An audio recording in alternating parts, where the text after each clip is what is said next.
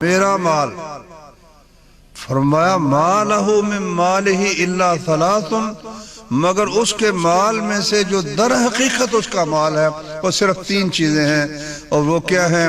ما اکلا فافنا، جو اس نے کھایا اور فنا کر دیا، او لبسا فابلا، یا پہنا اور پرانا کر دیا۔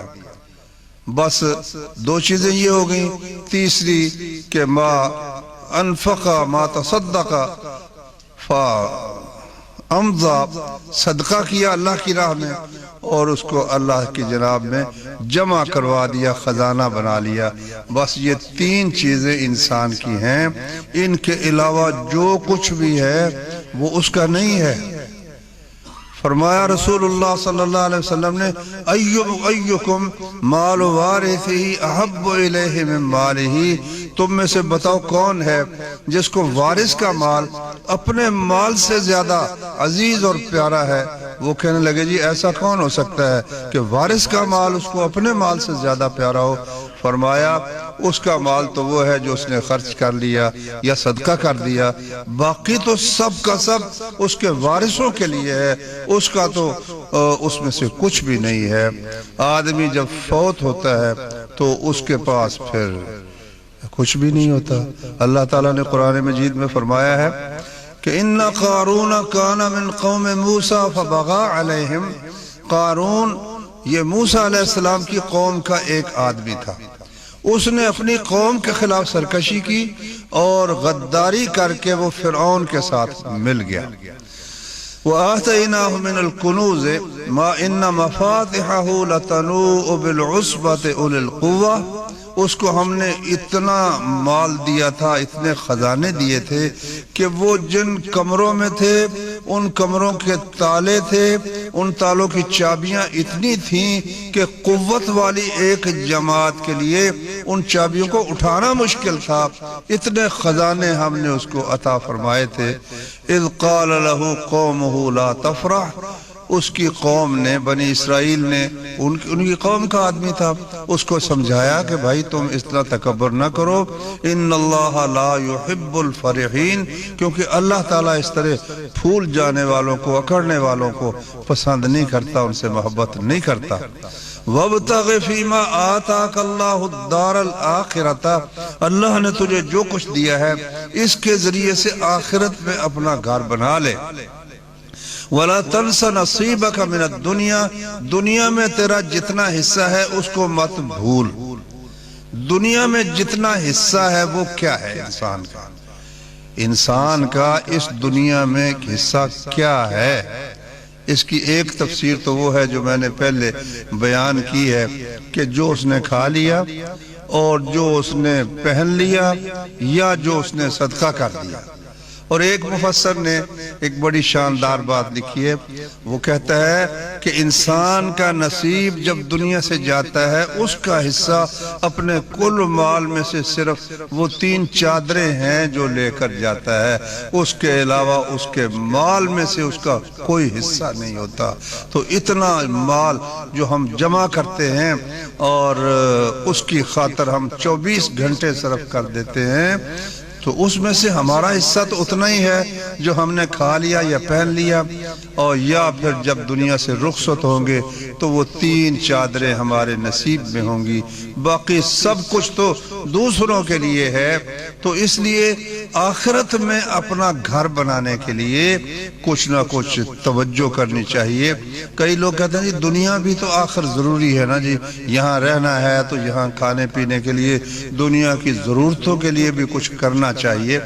ہاں ٹھیک ہے، ضرورتوں کے لیے کرنا چاہیے، مگر اتنا جس سے وہ ضرورتیں پوری ہو جائیں، باقی جو وقت بچے اللہ کی بندگی میں، اللہ کے دین کو غالب کرنے کے لیے، کفار سے جہاد کے لیے اور ان کا آخرت کے لیے اس وقت کو صرف کرنا چاہیے۔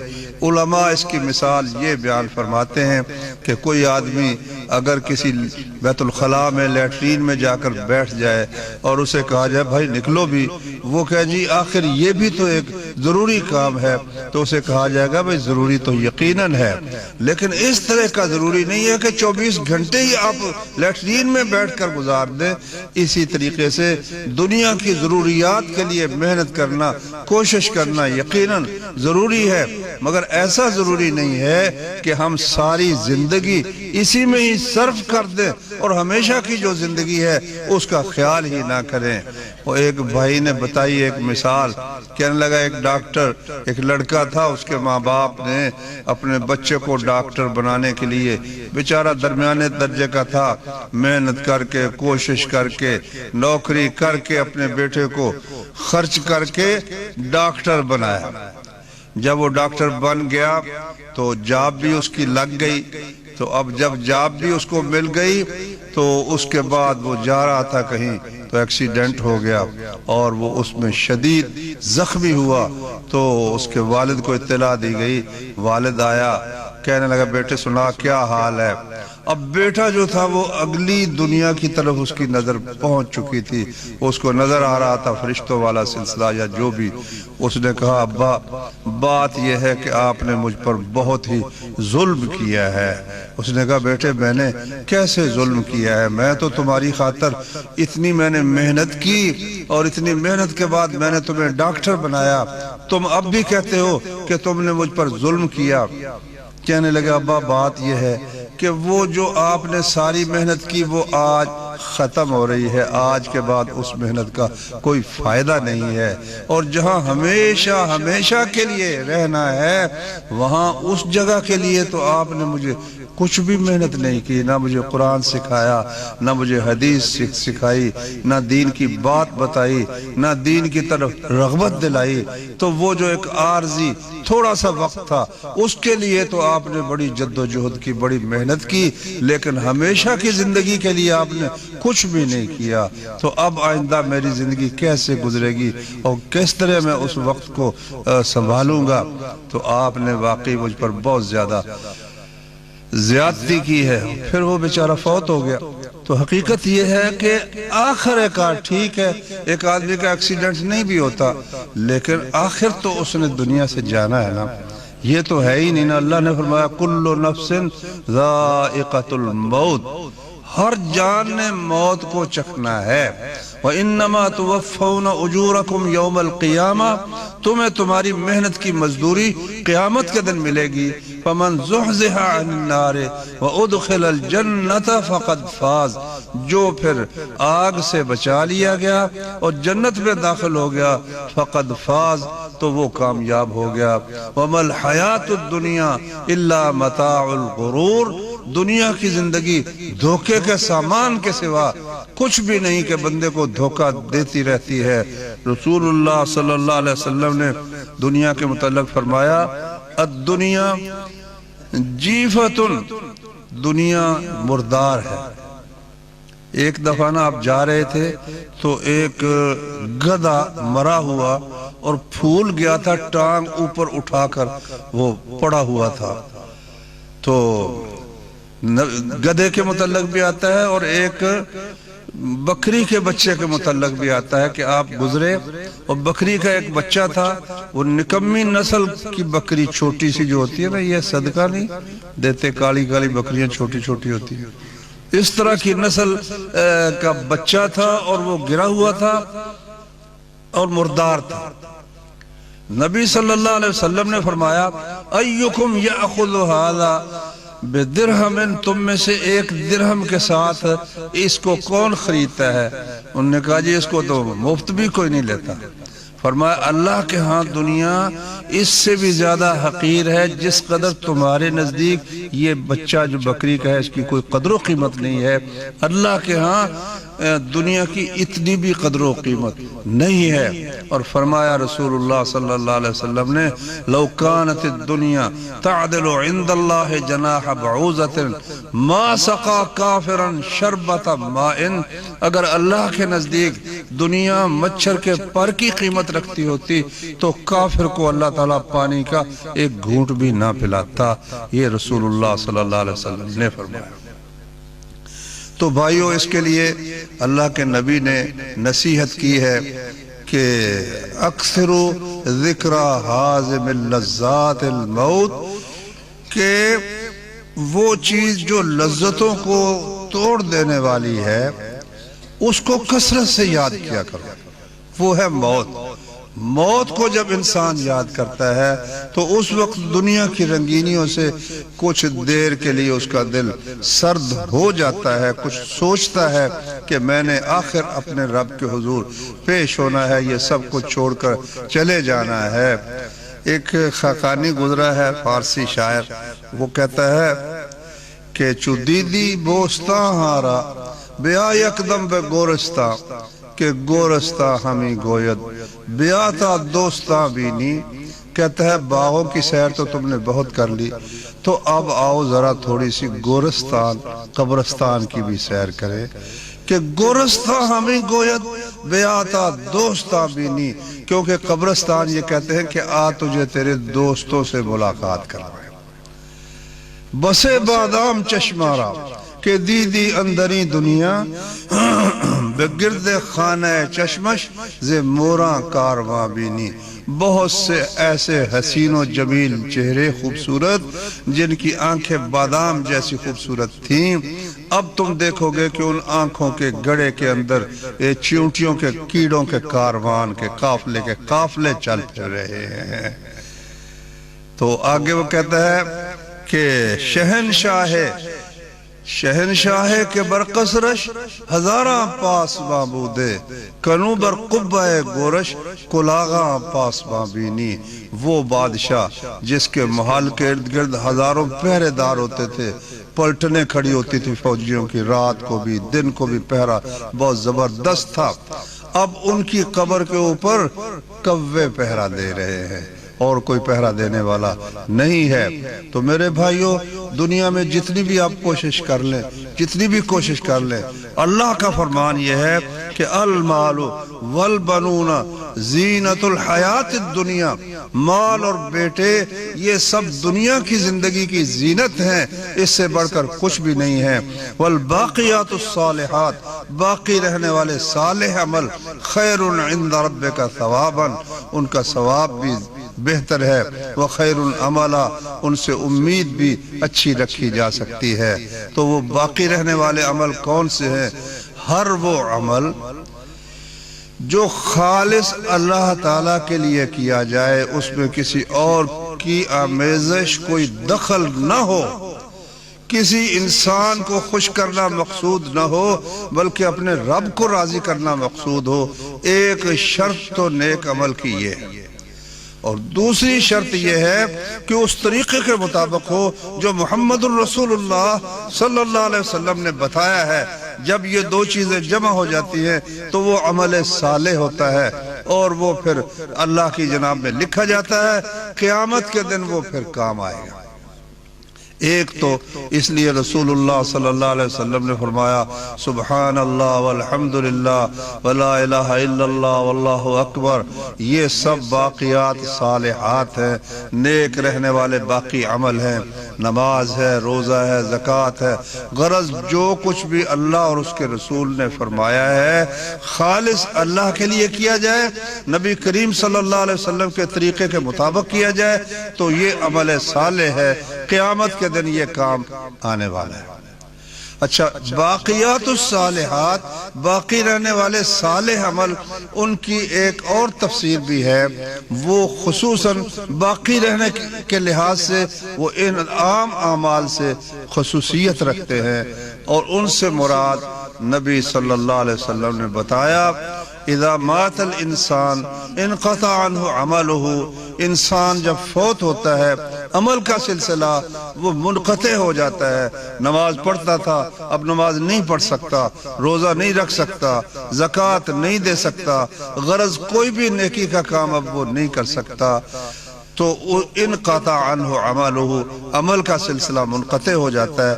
مگر 4 چیزیں رسول اللہ صلی اللہ علیہ وسلم نے بیان فرمائی کہ انسان فوت ہو جاتا ہے، اس کے بعد بھی اس کے نامہ اعمال میں وہ اعمال لکھے جاتے ہیں، فوت ہونے کے بعد قیامت تک اس کے نامہ اعمال میں وہ فرشتے لکھتے ہی رہتے ہیں۔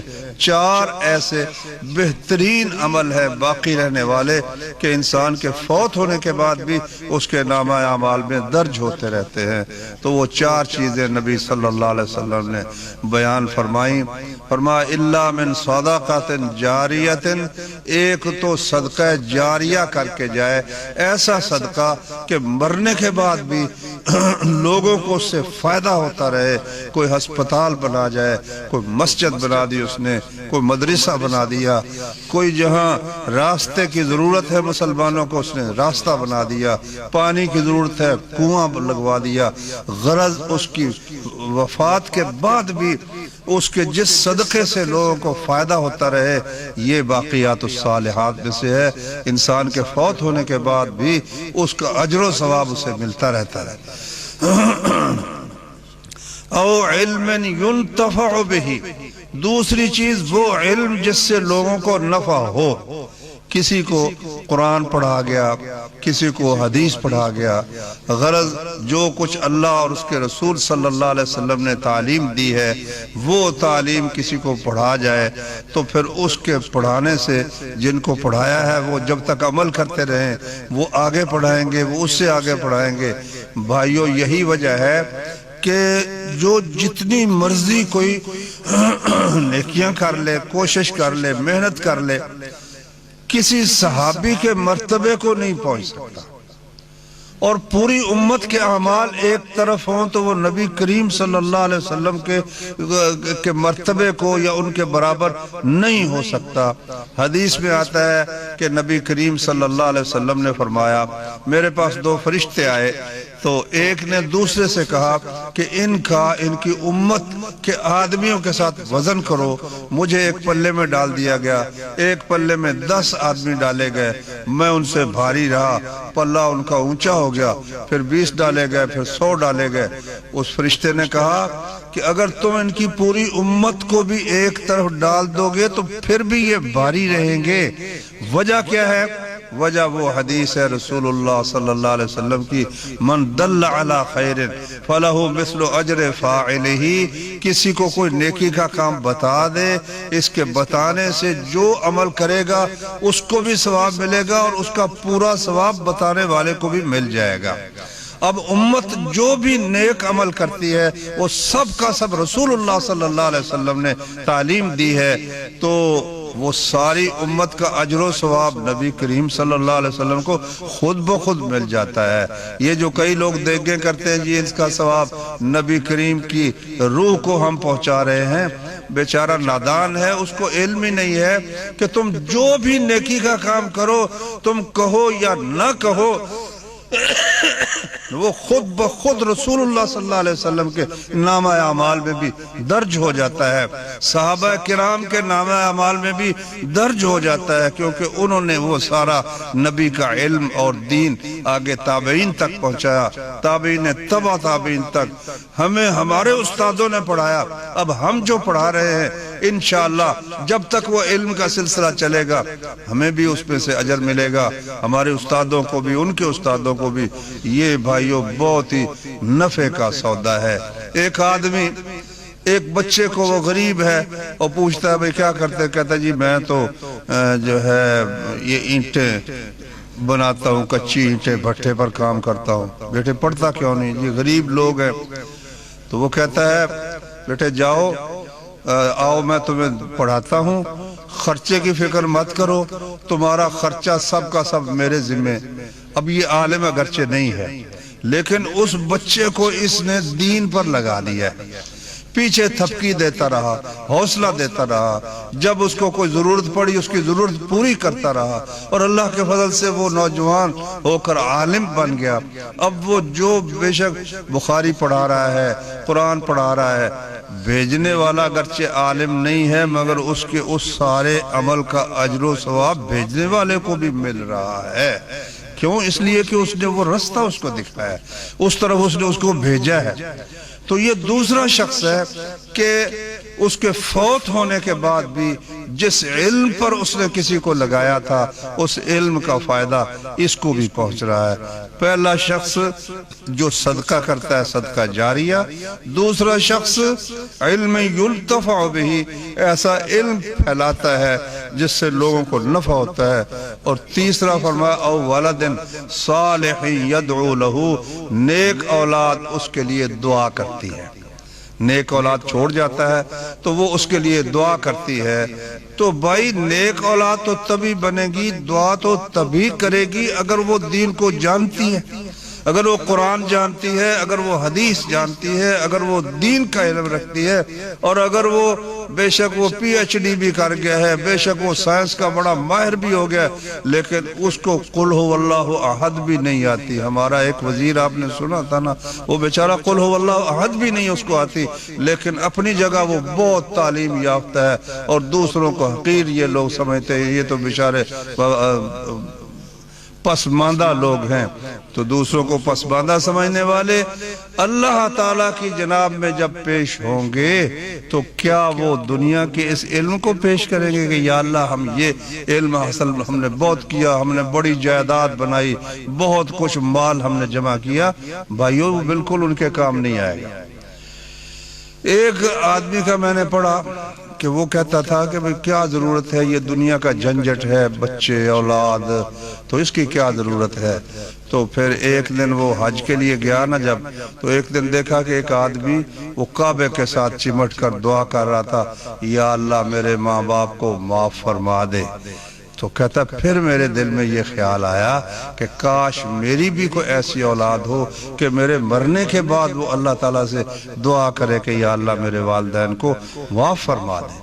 تو وہ تو تبھی کرے گی نا، رب اغفر لی ولوالدی، یا اللہ مجھ کو معاف کر دے، میرے ماں باپ کو معاف کر دے، جب وہ کچھ نماز پڑھے گی، جب کچھ دین کا اسے علم ہوگا۔ تین آدمی ہو گئے، صدقہ جاریہ اور علم جس سے لوگوں کو نفع ہو، اور نیک اولاد جو اس کے لیے دعا کرتی رہے، اور چوتھا شخص وہ ہے بھائیو مجاہد۔ سب سے پہلے تو آپ جہاد کی فضیلت آپ سنیں، میں ایک حدیث ہی آپ کو سناتا ہوں کہ رسول اللہ صلی اللہ علیہ وسلم نے فضیلت بیان کیا کچھ جگہوں کی۔ دنیا میں 3 جگہیں ایسی ہیں کہ اپنے گھر سے ان کی زیارت کے لیے سفر کر کے جانا جائز ہے، ورنہ سفر کر کے جانا اپنی کسی دنیا کی ضرورت کے لیے جائے، تجارت کے لیے، علم حاصل کرنے کے لیے، کسی دوست سے ملاقات کے لیے، مگر یہ سمجھ کر کہ اس جگہ زیادہ ثواب ہوتا ہے، وہاں دعائیں زیادہ قبول ہوتی ہے، وہ صرف 3 جگہ ہیں۔ ایک مکہ مکرمہ ہے، ایک مدینہ منورہ ہے، اور ایک بیت المقدس ہے۔ تو ان جگہوں کو اللہ نے عزت بخشی ہے، اور کچھ وقتوں کو اللہ نے برکت عطا فرمائی ہے۔ چنانچہ لیلۃ القدر کو، ماہ رمضان کو اللہ نے بہت برکت عطا فرمائی ہے کہ دوسری جگہوں میں ایک نماز کا ثواب ہے تو مسجد حرام میں، مکہ شریف میں 1,00,000 نماز کا ثواب ہوتا ہے۔ اور لیلۃ القدر تو اللہ نے قرآن میں فرمایا نا، لیلۃ القدر خیر من 1000 شہر، لیلۃ القدر 1000 مہینے سے بہتر ہے۔ اور کسی خوش نصیب کو اگر وہاں مسجد حرام میں لیلۃ القدر بھی نصیب ہو جائے اور ساری رات قیام کرے تو کس قدر نیکیاں اس کو ملیں گی۔ لیکن نبی کریم صلی اللہ علیہ وسلم نے فرمایا، صحیح ابن حبان میں حدیث ہے، فرمایا موقف ساعت فی سبیل اللہ خیر من قیام لیلۃ القدر عند الحجر الاسود۔ ایک گھڑی دشمن کے مقابلے میں اللہ کے راستے میں جہاد کے لیے کھڑا ہو جانا، ڈٹ جانا، یہ مسجد حرام میں بیت اللہ شریف کے پاس پوری لیلۃ القدر کے قیام سے ایک لمحہ افضل ہے، نبی کریم صلی اللہ علیہ وسلم نے فرمایا۔ جس کا یہ ایک لمحہ افضل ہے نا، اگر شہید ہو جائے تو اس کا تو کہنا ہی کیا ہے۔ پہلے حافظ عبدالغفار صاحب نے اس کا بیان کیا ہے، تو نبی کریم صلی اللہ علیہ وسلم نے فرمایا کہ وَإِن مَاتَ مُرَابِطًا، اگر کوئی شخص شہید تو نہیں ہوا، وہ سرحد پر دشمن کے خلاف وہاں ڈٹا ہوا ہے، پہرا دے رہا ہے، اس انتظار میں ہے کہ موقع ملے تو کاروائی کروں، اور اگر دشمن حملہ کرے تو میں اس کا جواب دوں، اس حالت میں تبھی فوت ہو جاتا ہے، وہ اس کی موت آ جاتی ہے۔ تو نبی صلی اللہ علیہ وسلم نے فرمایا اس کو دو نعمتیں عطا ہوتی ہیں۔ ایک نعمت یہ عطا ہوتی ہے اجری علیہ عملہ، یہ جو ایک لمحہ اس کا وہ حجر اسود کے پاس لیلۃ القدر کے قیام سے افضل تھا، یہ اجر و ثواب اس کا جاری رکھا جاتا ہے قیامت تک، یہ ثواب اس کا جاری رہتا ہے۔ اس کیوں وجہ یہ ہے کہ لیلۃ القدر میں رات کا قیام اس کی اپنی ٹھیک ہے نیکی ہے، لیکن جہاد کا جو عمل ہے یہ تو اسلام کو غالب کرنے کے لیے ہے، دنیا بھر میں اسلام کو پھیلانے کے لیے ہے، اور وہ جب تک اسلام قائم رہے گا اس کو اجر و ثواب اللہ تعالیٰ اس کو عطا فرماتا رہے گا۔ اور دو نعمتیں اس شخص کو جو تبھی فوت ہوتا ہے میدان جنگ یا سرحد پر پہرا دیتے ہوئے، اس کو وہ دو نعمتیں، ایک یہ ملتی ہے کہ اس کا اجر و ثواب قیامت تک جاری رہتا ہے، اور دوسری اس کو نعمت یہ ملتی ہے وَأَمِنَ الْفُتَّانَ، قبر میں جو سوال و جواب ہوتا ہے، تیرا رب کون ہے، تیرا نبی کون ہے، تیرا دین کیا ہے، اس سے سوال و جواب ہوتا ہی نہیں ہے، سوال و جواب نہیں ہوتا، شہید سے بھی نہیں ہوتا۔ نسائی میں ایک حدیث ہے، نبی صلی اللہ علیہ وسلم سے پوچھا گیا یا رسول اللہ یہ شہید سے وہ سوال کیوں نہیں ہوتا جو دوسرے لوگوں سے سوال و جواب ہوتا ہے؟ تو نبی کریم صلی اللہ علیہ وسلم نے فرمایا تلوار کی وہ چمک جو اس کی آنکھوں کے سامنے تھی، سوال و جواب کے لیے وہی کافی ہے، اب اور کچھ پوچھنے کی ضرورت نہیں ہے۔ تو یہ شخص بھی اس کے سامنے پرخچے اڑے، اس کے ساتھیوں کے میزائل آ کے پھٹے، گولے پھٹے، ساتھی جو تھے ان کے گوشت کے پرخچے اڑ گئے، اس نے بوٹیاں کٹھی کی، گٹھڑی باندھ کے واپس لے آیا، پھر جا کر میدان میں ڈٹ گیا۔ کس کی خاطر ڈٹا ہے بھائی؟ اللہ کی خاطر ڈٹا ہے نا۔ اب اس کو پوچھا جائے تیرا رب کون ہے، تیرا نبی کون ہے، تیرا دین کیا ہے، اس سے پوچھنے کی ضرورت ہی نہیں، اور یہ قیامت کے دن قبر میں وہ سوال و جواب سے محفوظ رہے گا۔ یہ رسول اللہ صلی اللہ علیہ وسلم نے فرمایا یہ چار عمل ایسے ہیں ان کے لیے بھائیو علم حاصل کرنے کی ضرورت ہے، تعلیم کی۔ تو آپ کے گاؤں میں سے بھی ساتھی پڑھتے ہیں، جو لڑکے مڈل کر چکے ہیں، میٹرک ہیں، ان کو چاہیے کہ دین کا علم حاصل کریں دینی مدرسے میں، اور اگر میٹرک ایف اے بی اے تو اب تو ویسے جو دنیا کے لیے بھی یہ کرتے ہیں نا، وہاں اس کو پوچھتا نہیں، ایک کلرک کی ضرورت ہو تو 200 ایم اے جو ہے نا وہ درخواستیں پیش کر دیتے ہیں، کو پوچھتا ہی نہیں، دھکے کھاتے پھرتے ہیں۔ اس لیے اس مقصد کے لیے ایم اے بی اے کرنا اور یہ بالکل فضول بات ہے بھائیو۔ اس کی بجائے آپ پھلوں کی ریڑھی لگا لیں تو شام کو زیادہ کمائی کر کے آپ لا سکتے ہیں۔ تو اس لیے وہ علم حاصل کرو جو ہمیشہ کی زندگی کی ضمانت دیتا ہے، قیامت کے دن کام آئے گا، اللہ تعالیٰ اس کے ذریعے سے جنت ہمیں عطا فرمائیں گے۔ تو اس لیے وہ، اور پھر یہ بھی اب سہولت ہوگی ماشاءاللہ کہ مدارس میں وہ ایف اے کی، میٹرک کی تعلیم کا بھی بندوبست ہے، ایف اے کا بھی، بی اے کا بھی ہے، تو دین پڑھیں۔